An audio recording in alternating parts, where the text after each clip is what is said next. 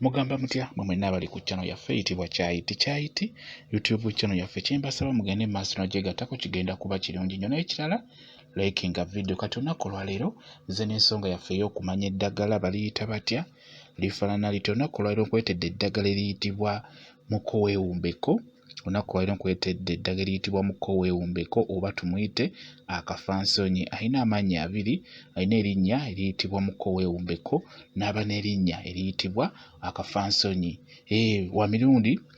wa mirundi tulinayo kali kemumanye ennyo nga akafansonyi ak'omukaleke kati tutunuulidde ono gwe bayita mukoweewumbeko ow'amaggwa oba tumuyite akafansonyi ak'amaggwa.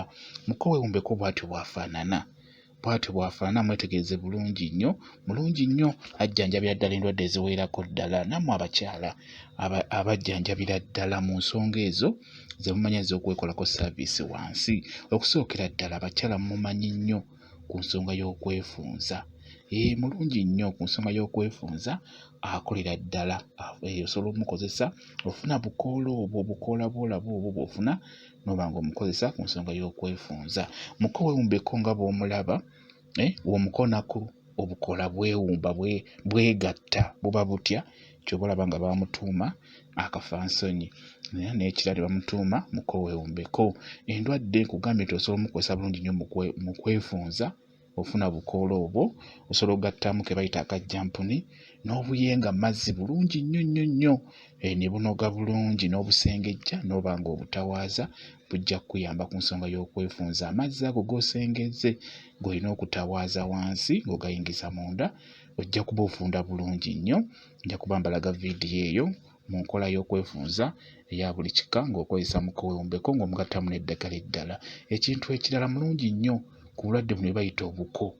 Obulwadde bwe bayita obuko weebuli naye gwe abeera alwadde obuko bwe bayita obuko osobola okukozesa ofuna obukoola bwa mukoweewumbeko oba yenna omufuna nga bw'omulaba n'oteeka mu seffuliya naye obeera olina okugattamu eddagala eddala gwe abeera agenda okulikozesa ku nsonga y'obuko. Mukoweewumbeko oyo omugattamu n'oli omulala naye n'omugattamu n'ofuna n'eddagala eriyitibwa akamalamawano nalyo n'oligattamu n'eddala n'ofumba n'oba ng'onywako naye nakunywera mu kigero bwe kityo bwe kiri. Ekintu ekirala ebiseera ebisinga abaana bangi abato balemera ku nsonga y'okufuka ku buliri.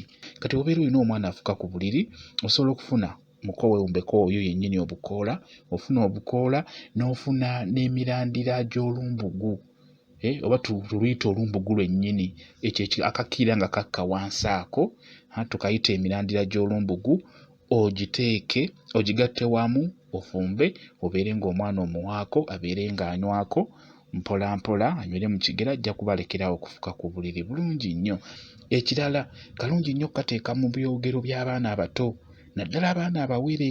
Kati kano akalina amaggwa kano ka mukoweewumbeko ak'amaggwa kalungi nnyo okukateeka mu kyogero ky'omwana omulenzi nnyo kalungi nnyo n'oba nga omunyiganyiga mu magulu ago kijja kuba kirungi nnyo.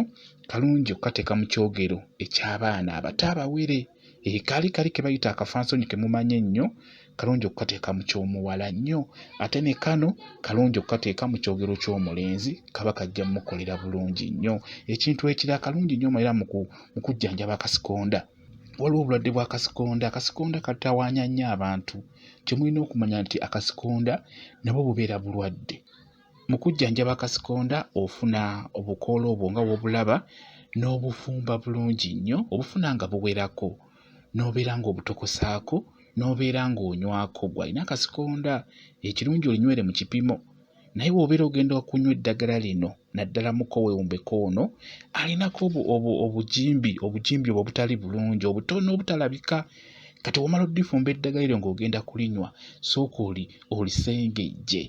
sooka olisengejje bulungi nnyo n'akasengejja olyoke olinywe. Ate n'ekirala obeera onywa nkusaba ku makya osobola okukeera n'onywako ejjiiko 2 ez'ennene zisenenva ejjiiko ezisenenva ndowooza muzitegeera bulungi nnyo. Onywako ku makya ejjiiko 2 ez'ennene zisenenva ne mu ttuntu osobola okunywako 2 ne kawungeezi 2 oba ku makya n'onywako 2 ne kawungeezi n'onywako 2 gwe wenna ng'ogenda kukakozesa okujjanjaba ng'ogenda kukanywa bunywi, sooka okasengejje first ng'omaze okukafumba, oluvannyuma obeere ng'onywako nga bwe nkugambye. Gw'agenda okujjanjaba obuko ng'ojjanjaba ku bulwadde obwo bw'obuko, osobola okukanaaba obunaabi, osobola okunaaba ate eno nga bw'onywa. Okanaaba ate nga bw'okanywa kijja kuba kirungi nnyo nnyo nnyo. Kamuko weewumbeko keeko kalungi nnyo, kajjanjaba endwadde eziwererako ddala ezo nsobodde obbabuulirako, nga naye kye mulina okumanya nti kayitibwa kamuko weewumbeko oba akafansonyi.